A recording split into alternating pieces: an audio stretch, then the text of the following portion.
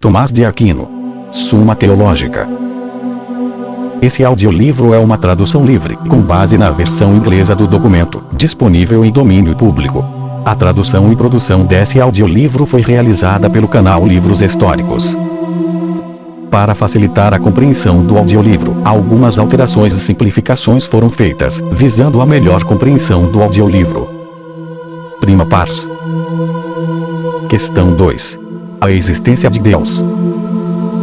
Em relação à pergunta da existência de Deus, existem 3 pontos de investigação. A primeira é se a proposição de que Deus existe é evidente por si mesma. A segunda é se pode ser demonstrado que Deus existe. A terceira é se Deus existe. Em relação ao primeiro artigo, que é se a existência de Deus é evidente por si mesma. Quanto a isso, tem-se 3 objeções. A objeção é que parece que a existência de Deus é auto-evidente, pois assim são conhecidas por nós as coisas cujo conhecimento temos naturalmente, como é claro quanto aos primeiros princípios. Mas, como diz Damasceno, abre aspas, o conhecimento de Deus está naturalmente implantado em todos. Fecha aspas.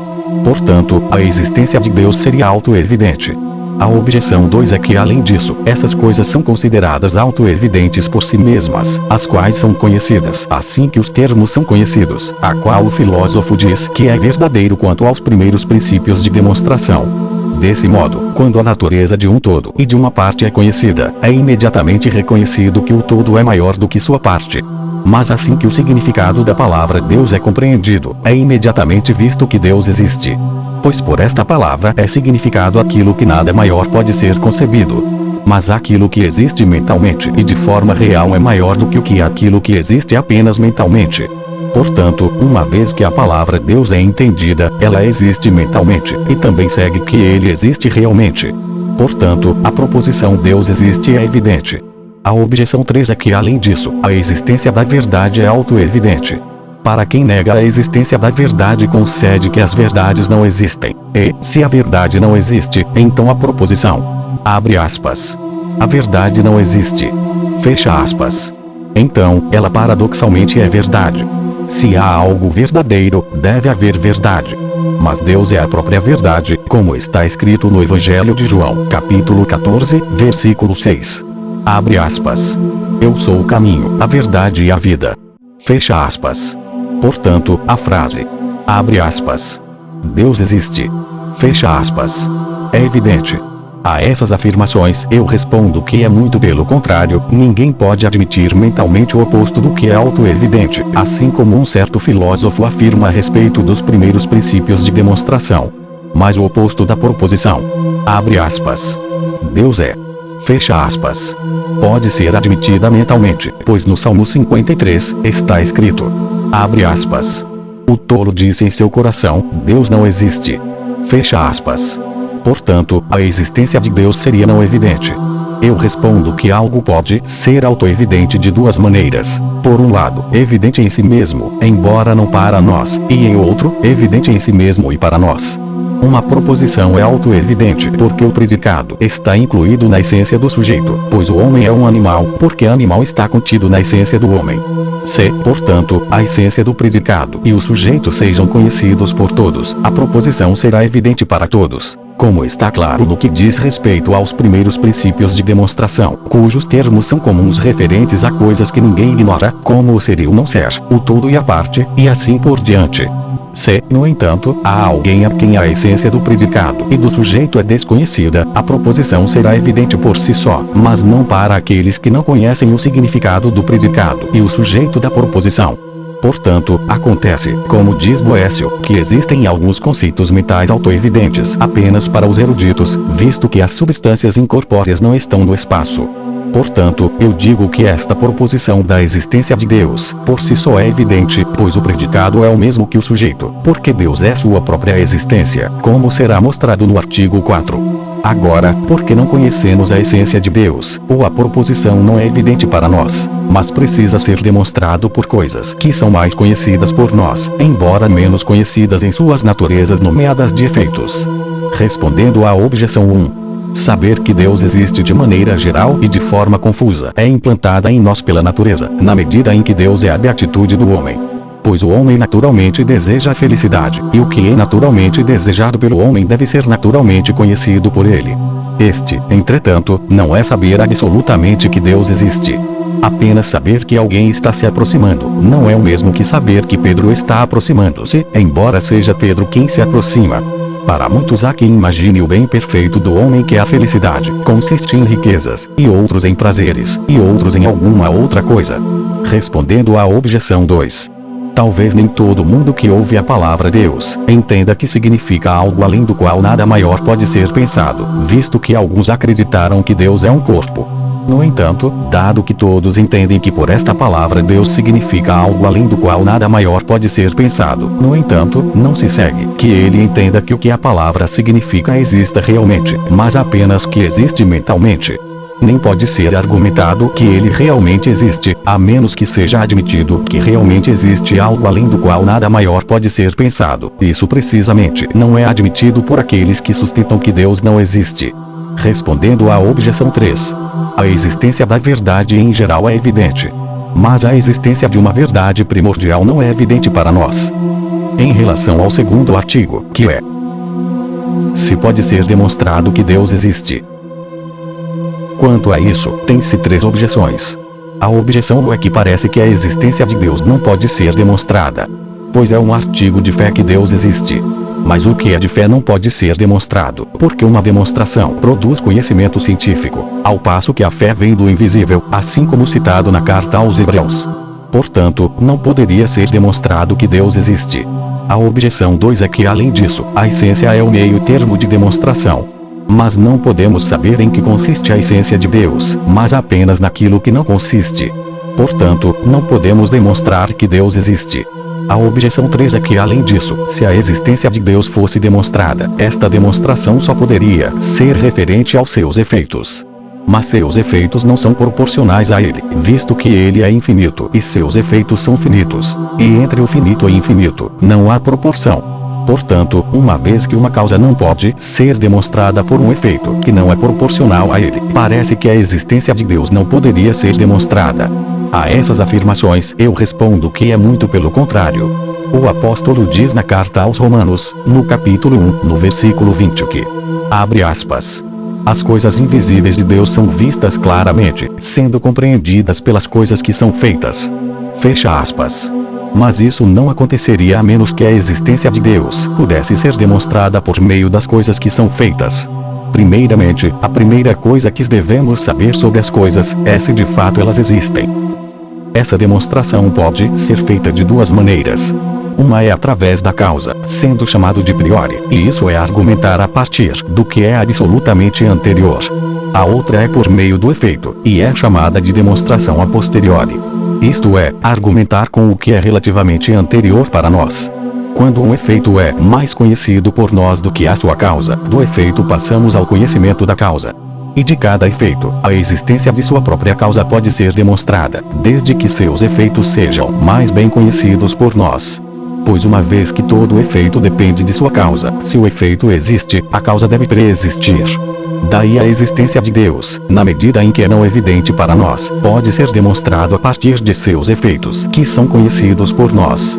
Respondendo à primeira objeção, a existência de Deus e outras verdades semelhantes sobre Deus, que podem ser conhecidos pela razão natural, não são artigos de fé, mas são precursores dos artigos. Pois a fé pressupõe conhecimento natural, mesmo que a graça pressuponha natureza e perfeição, supondo algo que pode ser aperfeiçoado.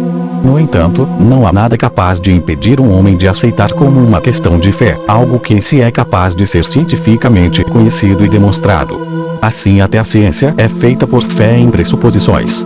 Respondendo à segunda objeção, quando a existência de uma causa é demonstrada a partir de um efeito, esse efeito toma o lugar da definição da causa como prova da existência da causa. Este é especialmente o caso em relação a Deus, porque, para provar a existência de qualquer coisa, é necessário aceitar como meio termo o significado da palavra, e não sua essência, pois a questão de sua essência segue na questão de sua existência. Agora, os nomes dados a Deus são derivados de seus efeitos. Consequentemente, em demonstrar a existência de Deus, a partir de seus efeitos, podemos tomar como meio termo o significado da palavra Deus. Respondendo à objeção 3. Efeitos não proporcionados à causa não levam a um conhecimento perfeito dela. Todavia, por qualquer efeito nos pode ser, manifestamente, demonstrado a existência da causa, como se disse. E assim, pelos seus efeitos, pode ser demonstrada a existência de Deus, embora por eles não possamos perfeitamente conhecê-lo na sua essência. Em relação ao terceiro artigo, que é: se Deus existe. Quanto a isso, tem-se duas objeções. A objeção é que parece que Deus não existe, porque se um de dois contrários fossem infinitos, o outro seria totalmente destruído. Mas a palavra Deus significa que ele é infinita bondade. Se, portanto, Deus existisse, não haveria nenhum mal detectável, mas há mal no mundo. Portanto, Deus não existiria. A objeção 2 é que, além disso, é supérfluo supor que o que pode ser explicado por alguns princípios, foi produzido por muitos. Mas assim parece que tudo o que vemos no mundo pode ser explicado por outros princípios, supondo que Deus não existisse. Assim todas as coisas naturais podem ser reduzidas a um princípio, que é a natureza. E todas as coisas voluntárias podem ser reduzidas a um princípio, que é a razão humana, ou vontade. Portanto, não existiria a necessidade de supor a existência de Deus. A essas afirmações eu respondo que é muito pelo contrário, pois é dito na pessoa de Deus, no livro de Êxodo, no capítulo 3, versículo 14. Abre aspas. Eu sou quem sou. Fecha aspas. A existência de Deus pode ser provada de 5 vias. A primeira via, e mais manifesta forma, é o argumento do movimento. É certo e evidente aos nossos sentidos que no mundo algumas coisas estão em movimento. No entanto, tudo que está em movimento é colocado em movimento por outro, de modo que nada pode estar em movimento, exceto que esse movimento seja provocado por um agente, ao passo que uma coisa se move enquanto está em ação. Pois o movimento nada mais é do que a redução de potencial à medida em que se torna realidade. Mas nada pode ser reduzido da potencialidade à realidade, exceto por algo em um estado de realidade. Assim, aquilo que é realmente quente, como o fogo, faz a madeira, que é potencialmente quente, se tornar quente. Portanto, o fogo a move e a muda. Mas não é possível que a mesma coisa seja ao mesmo tempo de realidade e potencialidade em mesmo aspecto, mas apenas em aspectos diferentes. Para o que é realmente quente, não pode ser simultaneamente potencialmente quente, mas é potencialmente frio. Logo, é impossível uma coisa ser motora e movida, ou mover-se a si própria, no mesmo ponto de vista e do mesmo modo, pois tudo que é movido há de ser movido por outro. Se, portanto, o motor também se move, é necessário que ele seja movido por outro motor, e este por outro. Ora, não se pode assim proceder até ao infinito, porque não haveria nenhum primeiro motor, e, por consequência, outro qualquer. Pois, os motores segundos não movem, se não forem movidos pelo primeiro. Logo, é necessário chegar a um primeiro motor, de nenhum outro movido, ao qual todos dão o nome de Deus. A segunda via vem da natureza da causa eficiente. Em um mundo de sentido, descobrimos que existe uma ordem de causas eficientes. Não há caso conhecido, nem é, de fato possível, que uma coisa seja encontrada como a causa eficiente de si mesma, pois assim seria anterior a si mesmo, o que é impossível. Agora, em causas eficientes, não é possível ir no infinito, porque em todas as causas eficientes seguindo em ordem, o primeiro é a causa da causa intermediária, e o intermediário é a causa da causa última, seja a causa intermediária várias causas, ou apenas uma. No entanto, tirar a causa é tirar o efeito. Portanto, se não houver causa primeira entre as causas eficientes, não haverá nenhuma causa final, nem intermediária. Mas se em causas eficientes é possível ir ao infinito, não haverá primeira causa eficiente, nem haverá um efeito final, nem qualquer causas intermediárias eficientes. Tudo isso é totalmente falso. Portanto, é preciso admitir uma primeira causa eficiente, a qual todos dão o nome de Deus. A terceira via é tirada da possibilidade e da necessidade. Vemos que certas coisas podem ser e não ser, podendo ser geradas e corrompidas, assim, consequentemente, elas podem deixar de ser. Ora, impossível é existirem sempre todos os seres de tal natureza, pois o que pode não ser, algum tempo não foi. Se, portanto, todas as coisas podem não ser, algum tempo nenhuma existia. Mas, se isso fosse verdade, ainda agora nada existiria, pois, o que não é, só pode começar a existir por uma coisa já existente. Ora, nem o ente existindo, é impossível que algum comece a existir, e portanto, nada existiria, o que, evidentemente, é falso. Logo, nem todos os seres são possíveis, mas é forçoso que algum dentre eles seja necessário. Ora, tudo que é necessário ou tem de fora a causa de sua necessidade ou não a tem. Mas não é possível proceder ao infinito nos seres necessários, que têm a causa da própria necessidade, como também não é nas causas eficientes, como já se provou. Por onde é forçoso admitir um ser por si necessário, não tendo de fora a causa da sua necessidade, antes, sendo a causa da necessidade dos outros. E a tal ser, todos chamam Deus. A quarta via é tirada da graduação encontrada nas coisas. Assim, nelas se encontram em proporção maior e menor o bem, a verdade, a nobreza e outros atributos semelhantes. Ora, o maior grau e o menor grau se dizem de diversos atributos, enquanto se aproximam de um máximo, de forma diversa. Assim, o mais quente é um que mais se aproxima do maximamente quente. Portanto, se há algo verdadeiro, ótimo e nobre, por consequência, existe a sua expressão máxima. Pois, as coisas que são maximamente verdadeiras são maximamente séries, assim como diz os filósofos. Ora, o que é maximamente algo, em um gênero, é causa de tudo o que esse gênero compreende. Assim o fogo, maximamente quente, é causa de todos os aquecimentos. Logo, há um ser, que é a causa do ser, da bondade, e de qualquer perfeição em tudo quanto existe, e chama-se Deus. A quinta via é retirada da governança do mundo. Nós vemos que coisas que carecem de inteligência, como corpos naturais, atuam para um fim, e isso é evidente por sua atuação sempre, ou quase sempre. Portanto, é claro que não fortuitamente, mas propositalmente, eles alcançam seu objetivo. Agora tudo o que falta inteligência não pode se mover em direção a um fim, a menos que seja dirigido por algum ser dotado de conhecimento e inteligência, como quando a flecha é atirada em seu alvo pelo arqueiro. Portanto, algum ser inteligente existe, e por ele quem todas as coisas naturais são dirigidas até o fim. Este ser nós chamamos de Deus. Respondendo à primeira objeção, como diz Agostinho, abre aspas, visto que Deus é o maior bem, ele não permitiria que nenhum mal existisse em suas obras, a menos que sua onipotência e bondade fossem tais que trouxessem o bem até do mal. Fecha aspas. Isso faz parte da infinita bondade de Deus, que ele deve permitir que o mal exista e dele produza o bem.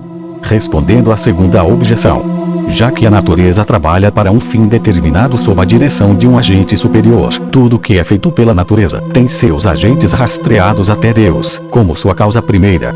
Assim também tudo que é feito voluntariamente também deve ser rastreado até a causa superior diferente da razão ou vontade humana, uma vez que estes podem mudar ou falhar, já que são mutáveis e defectíveis.